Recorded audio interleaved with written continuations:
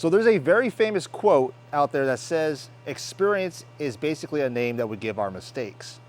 And Albert Einstein also said in a quote that our mistakes are also a new experience. It's also a way to learn new things. So this video is going to be what I would call my experience. I've built over 2,500 rifles. Primarily 80% of them have been 22 rimfire.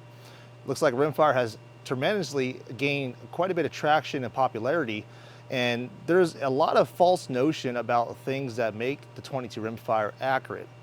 This is basically a regurgitation of proven facts that have been taught and shown and documented by professionals of this industry that I basically am just sharing with you guys today. With most guys are lot testing their rifles, that they're focusing a lot on standard deviation out of the muzzle, trying to get those very consistent shot for shot, low ESs, very low SDs. And the question that I'm going to put out today is, does it really matter for precision shooting in 22 rimfire? So today's video, like I said, we're going to kind of look at something a little bit different, kind of put the thinking critical caps on to see exactly the kind of performance that we're seeing at longer distances, and basically talk about the barrels that I've had made, something that I worked on for about a year, over a year now. And I've produced about 150 rifles with my new barrels, which I'm calling the DPG in-house barrel. Now, how does this compare to other name brand barrels like a Krieger or Schillen? Today, we're going to find out. Stay tuned.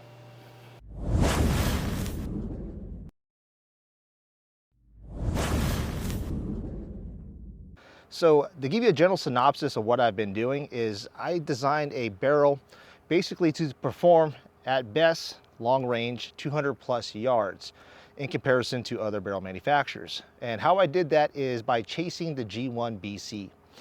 Essentially what I did was I designed a barrel to be harmonically sound using a 416 proprietary steel blend. It is actually harmonically dampened compared to other barrels. Softer material, but again, harmonically dampened. What that really does is basically make the barrel less picky on the ammunition.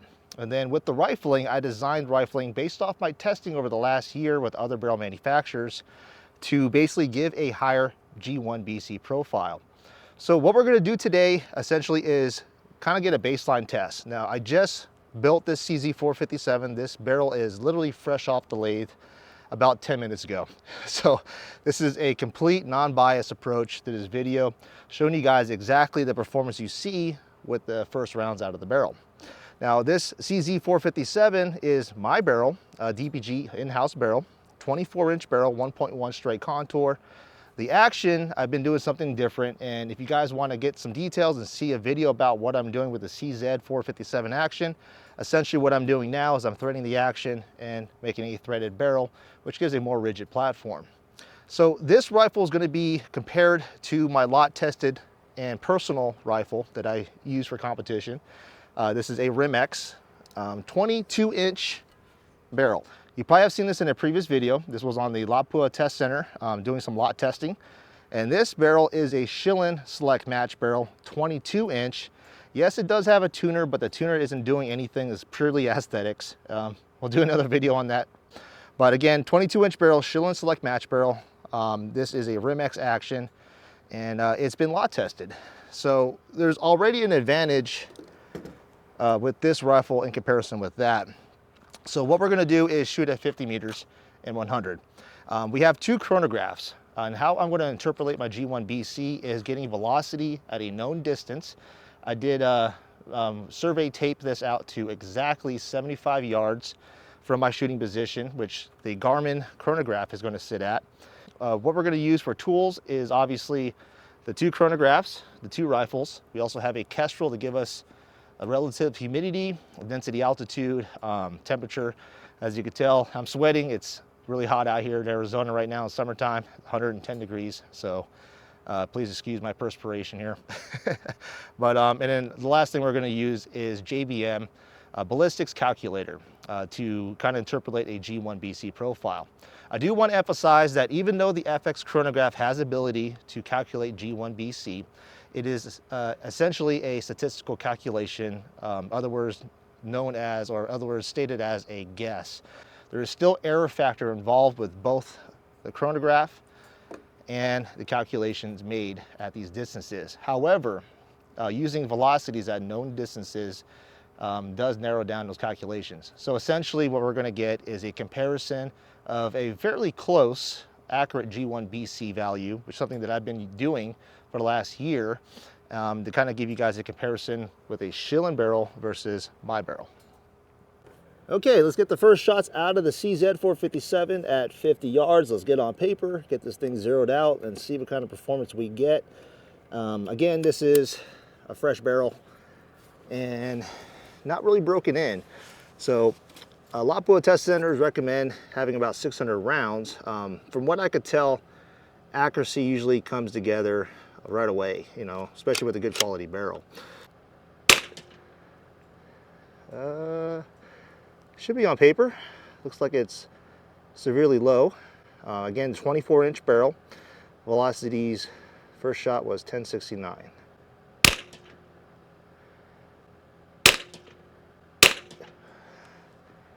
It's already bug hole in a group, so yeah, I think this CZ is going to be a good performer. So based off of that, that's typically the performance I see. Sometimes I have a little bit of a first round that's low. You can see the velocity difference there. But again, first rounds out of this barrel, already 5 shots, roughly just around 8.3 or even better.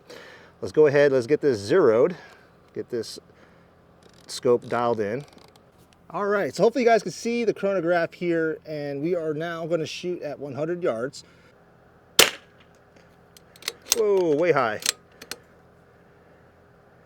Chronograph saying 971 at 75 yards.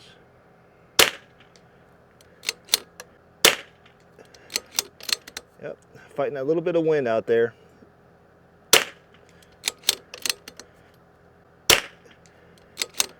I mean, not really a good group at all. We'll do 10 shots here.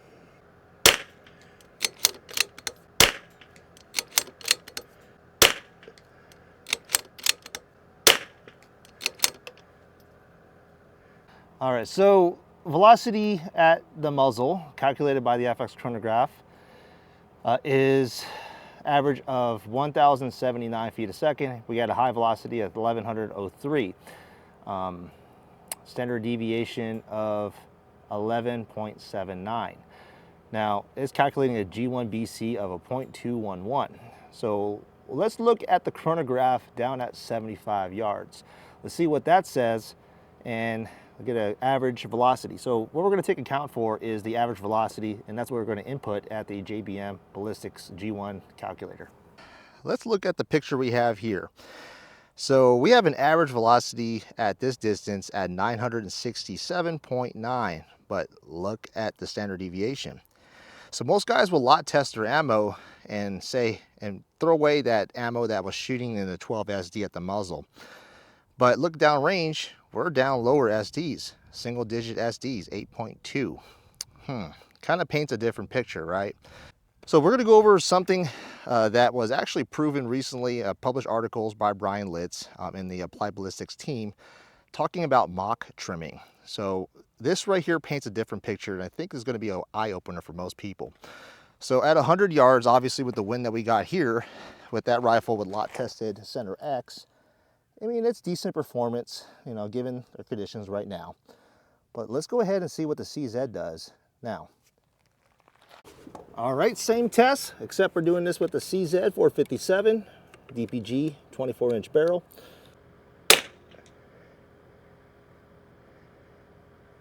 And that one is high right there by number 9. Go ahead and shoot a group.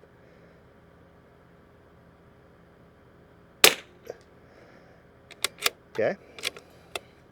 Average velocity of a 1053 at the muzzle. However, at 100 yards, we are the same dope.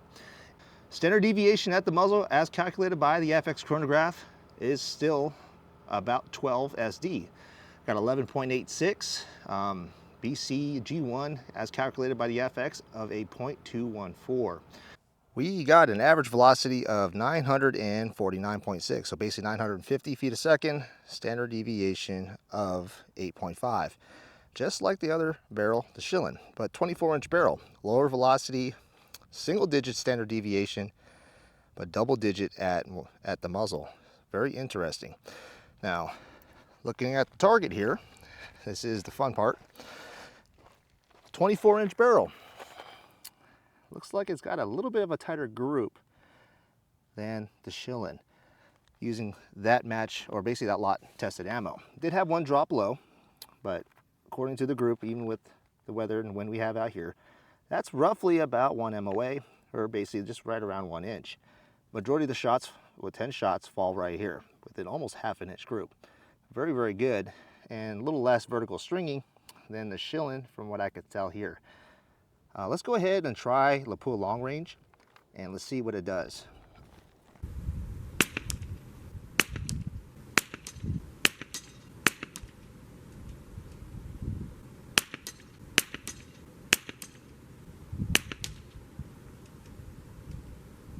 All right, chronograph downrange, we are reading average velocity of 972 feet a second, standard deviation single digit 7.8. So back down to single digit, coming from a 12 to basically a 7.8 or 8. That's pretty dang good. That is a pretty good group, if I was to say, with the wind conditions at 100 meters. You know, just under an inch. Very, very good. This is why I choose this ammunition. And as you could tell, even though the SDs are higher at the muzzle, the downrange results are pretty damn good. So let's go ahead and try Ely now.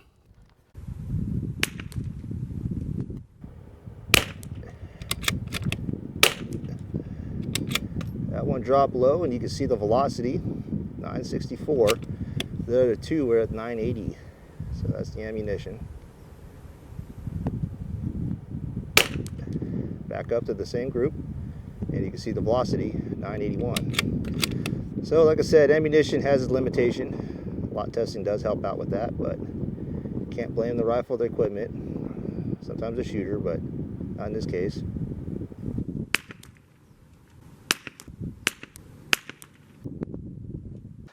All right, Ely match with the CZ457 downrange chronograph. This is a little interesting. You guys see this here. Got an average velocity of 978.6. Standard deviation, still single digit, is slightly higher than what was down at the muzzle. Now, this pretty much kind of explains what I've been trying to tell a lot of my clients and viewers, and you guys watching this video, that essentially shooting for SDs and focusing on the SDs at the muzzle doesn't necessarily paint the whole picture of the rifle's accuracy and performance when you're trying to choose the ammunition that it likes. So even though we had single digit SDs, look at the groups with the Ely match. Had a fairly good stacking right here, but we had 3 shoot low. And if that was a 1/4 inch KYL or 1/2 inch target, which some of these courses of fires like to do as a challenge, that could be a potential point loss. I mean, needless to say, this will be the same thing with the more wind that we had earlier, but the Lapua long range is definitely a tighter ammunition out of that rifle. So the rifle itself definitely is performing the best with Lapua long range as of right now. So let's try Ely 10X. Let's see what that does. Huh. This is a brand new box. Somehow they shorted me one piece of ammunition here. Let me know if you guys ever seen that before. I literally just opened this box. Yeah, got one. They owe me 35 cents, Ely, if you guys are watching this video. Or at least another piece of ammunition. All right, it is spitting itself over there on target number 2, but it's right there, guys, on the dot. First shot, 1082. That was supersonic. I heard that. That was louder than crap. You can see the velocity downrange, 1002, and at the muzzle, 1133. That was loud, supersonic, 1,000 feet a second downrange. 1131.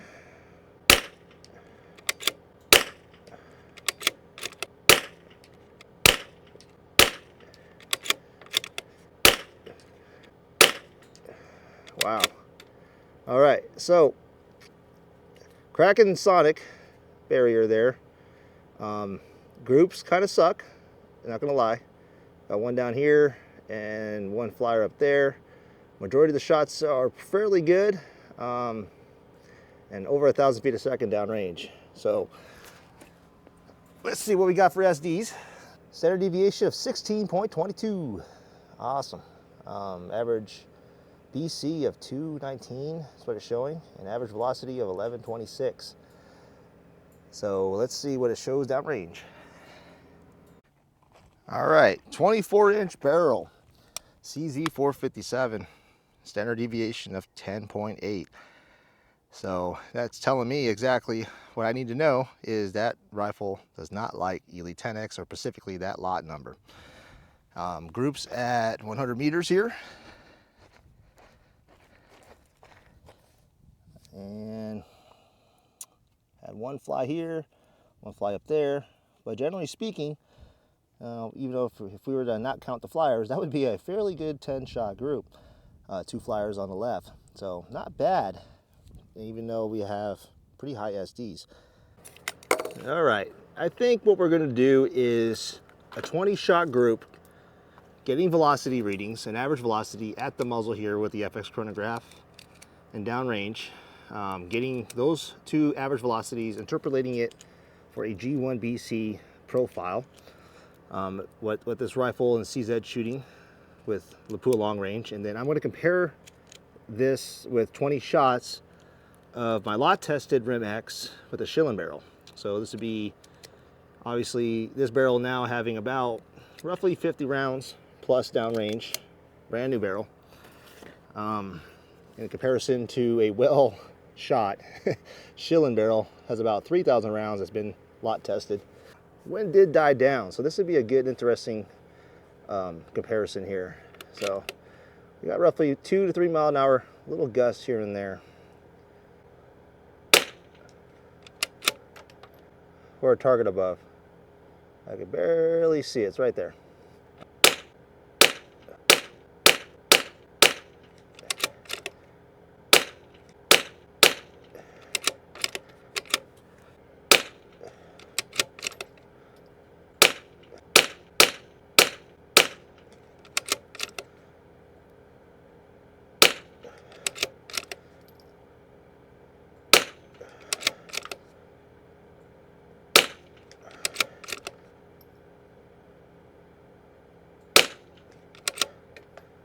Yep, that's 10 shots there.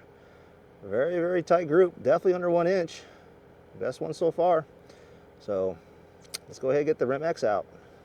With the 20 shots downrange, CZ457 Lapua long range, SD of 5.3, and average velocity of 973 feet a second.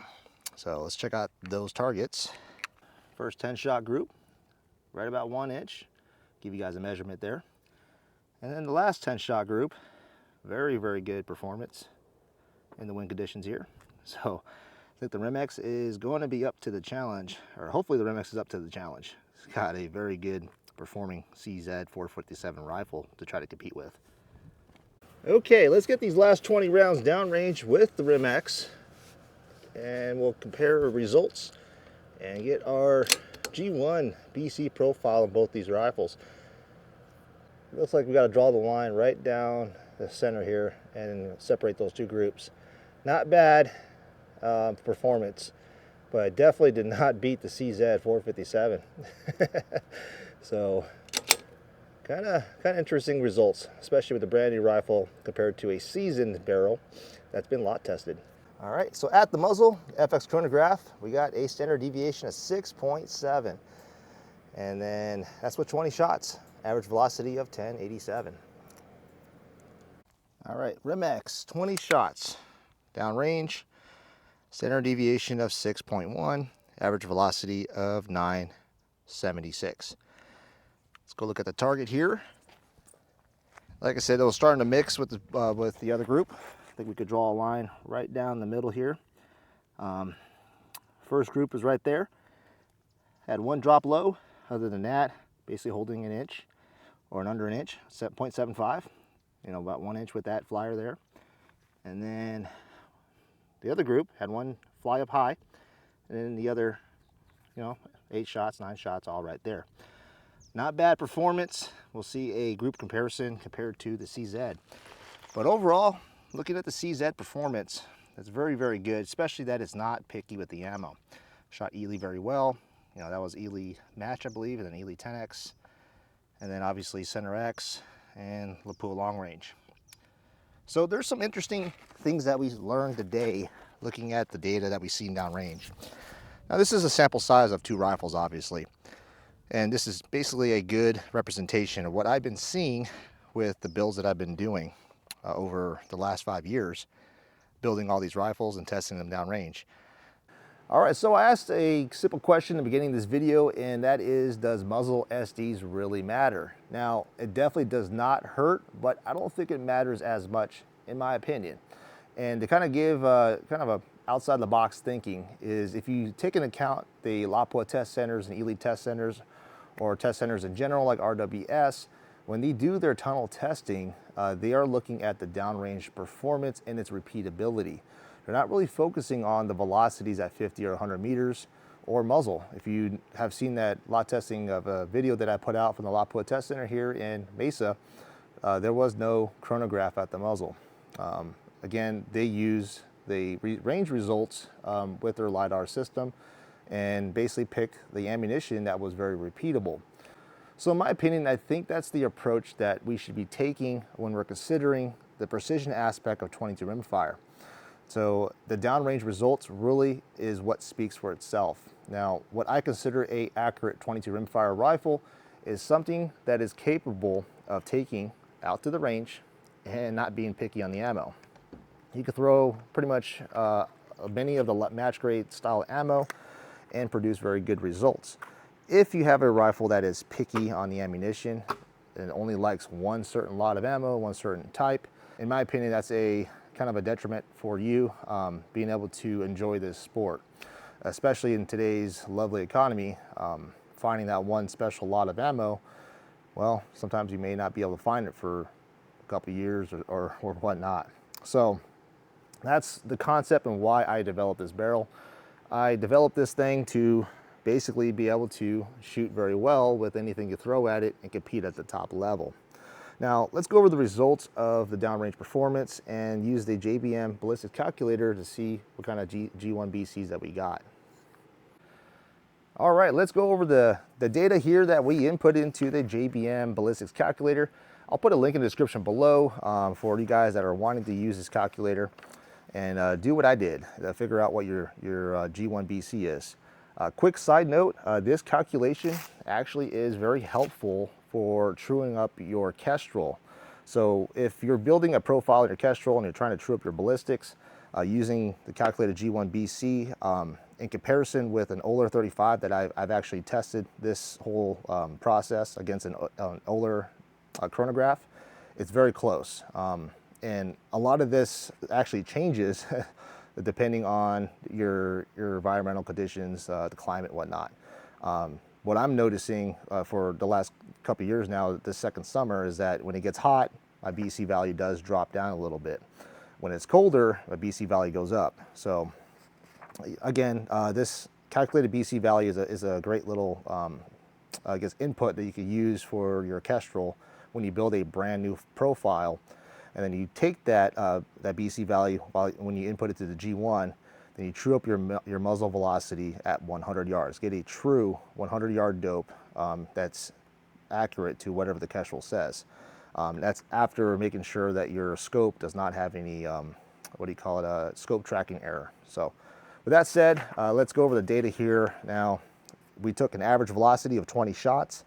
I inputted for the Rim-X with a Schillen 22-inch barrel, select match barrel using my lot-tested Lapua Center X. Near velocity was 1,087 feet a second, and at 95 yards, we put an input value of 976. So my apologies, I was misspeaking in the video, saying it was 75, it was actually 95 yards. This was all shot at 103.5 yards, very close to 100 meters. So again, we used a Kestrel. We got the temperature, density, altitude, humidity, all of that's been inputted here. We did check mark the standard atmosphere altitude, yes, and the pressure is corrected, yes. That gave us an output ballistic coefficient G1 for the Rim-X with the Schillen Select Match Barrel 22-inch of a 0.187. So it's about 40 points higher than what's listed on like a Kestrel or Ballistics app. Now, taking the two groups that we shot at 100 meters there, it averaged out a 1 inch and 25 thou. Again, 1 inch is our, what I consider a very accurate rifle for competing in PRS 22. Being able to hold a 10-shot group at 1 inch or better is kind of the standard that I go to or go for. Now, let's look at the CZ 457 with our in-house DPG barrel, 24-inch. We shot Lapua long range. This is something that I usually gauge my rifle's performance with. Near velocity, we inputted 1,080 feet a second. At 95 yards, we inputted 973 feet a second. Again, same temperature, same density, altitude, all of that's the same. It calculated a ballistic coefficient G1 at a 0.190. So slightly higher than the 22-inch Schillen. Kind of interesting. The CZ 457 did outperform the groups 20 shots at 100 meters, average group size of a 0.79-inch group at 103.5 yards. Very, very good shooting, especially for a rifle that's brand new, that's just going to get better from here. Now, hopefully this information doesn't like confuse you guys. I know you're probably, some of you guys are probably scratching your head. Well, shoot, what do I go from here? How do I go from here now? How do I get an accurate 22? Now, I'll help you guys with this, and hopefully it will kind of alleviate some of that pain, a growing pain, and kind of, just get you back on track, so, per se. Now, to put this in layman's terms, the 22 Rimfire or 22 long rifle cartridge has been around for about 138 years. So it's a very well-developed cartridge. Advancements are still going on to this day, but obviously there's a lot of things that have been tested over the 100-year span.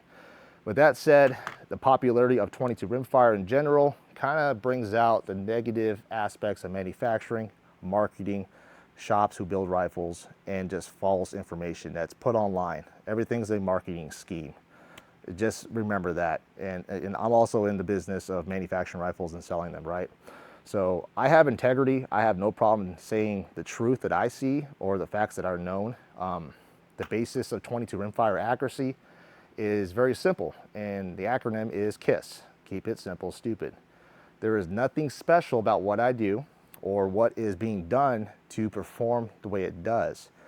It all comes down to quality parts, and the number one thing that influences 22 Rimfire accuracy is the barrel. That is the basis. If you have a barrel that has a tight spot in the bore and you're wondering why you got a cold bore shift, or if you just have a cold bore shift in general, more than likely there is a tight spot or a section in the bore that's creating a high friction area. And what ends up happening while you have a cold bore shift, from the experts that have relayed this information to me, is the projectile, the first few shots, are going to come back, they're going to hit the tight spot, it's going to build up pressure, and then it's going to spit out the round, either lower velocity or higher velocity. It all depends, right? That creates a cold bore shift. Now, the basis of 22 Rimfire accuracy falls under the same principles as a cast lead projectile. So for those guys that cast their own projectiles, cast lead high power, cast lead pistol, it's the same concept. But in fact, the 22 Rimfire is just a small bore projectile that is highly influenced with any deviations or any outside influences like a high spot in the barrel or whatnot, or a muzzle device, or there's something that's pushing the projectile like a poor crown that is causing a yield out of its trajectory. Brother, what's that? So the 22 Rimfire itself, why a lot of gunsmiths don't build a rifle or don't get into the 22 Rimfire world, is because it's very difficult to have precision machining and build a rifle one after another that is capable of producing the same results. You're relying on barrel, you're relying on the action to be trued, you're relying on good ammunition, and you're also relying on the client to be a good shooter. So with that said, 22 Rimfire, 22 LR, 138 years old. The concept of fast twist rate barrels. I think this is very important to kind of put this aside and put this out there for folks. Now, through the last, I think 5 or 6 years, there's been a big, I guess, promotion, so to say, that a faster twist rate 22 rimfire performs better at longer range. The concept makes sense. You got something that is supposedly more stable. It's spinning better, more stable at longer distances. However, that's actually incorrect. Again, this is a cast lead projectile, and those who cast for a rifle or cast lead projectiles for like high power rifles for high velocity will know that if you spin a bullet or spin a cast lead projectile, there is a good chance that you're going to spin that round out of its trajectory, meaning that each one of these projectiles are not 100% pure lead. There's imperfections in the lead, there's voids, there's other pieces of metal or other metals in there like arsenic that create an imbalance. Again, to emphasize, the 22 rimfire is a small bore cartridge that is highly influenced by any outside forces. So with that said, what ends up happening when you get to a faster twist rate barrel is that now you're relying on the ammunition. You're relying on its ammunition to be extremely, equal to one another, made the same. It doesn't have these imperfections. And when you spin it faster, if there's a possibility of having a void or imbalance of the projectile, now you risk having that shot fly out of there. So what I personally seen, and this is why I don't recommend anything faster than a 1 in 16 twist, or actually a 1 in 14 is what I've been testing. Anything faster than 1 in 14 is because I see a hell of a lot more flyers with these faster twist rate barrels. There's also I don't see any performance gain at 300 plus yards. I've had clients call my shop and requested it. I said, hey, where'd you get that information from? They told me. I won't say the shop, but I said, hey, call them. If you believe that it shoots better, get the solid information, get the data, have them show you. Well, they called the shop and they got fought back and basically got hung up on. So sad to say, guys that are spitting out this false narrative and sales pitch of a faster twist rate, they can't even back up their data. So like I said, this is a 138-year-old cartridge. It has been tested. It's been tested thoroughly. The ammunition manufacturers still produce these projectiles and still produces ammunition with them recommending a 1 in 16 twist. Ideally for the twist rate is actually a 1 in 16.5. But again, you talk about manufacturing a barrel, you got backlash in the gears. It's hard to get an accurate 1 in 16.5 and to market that. So with that said, like I said, it's, the 22 rimfire is just getting really, really popular. And it really lies down to the simple basics of keeping things simple.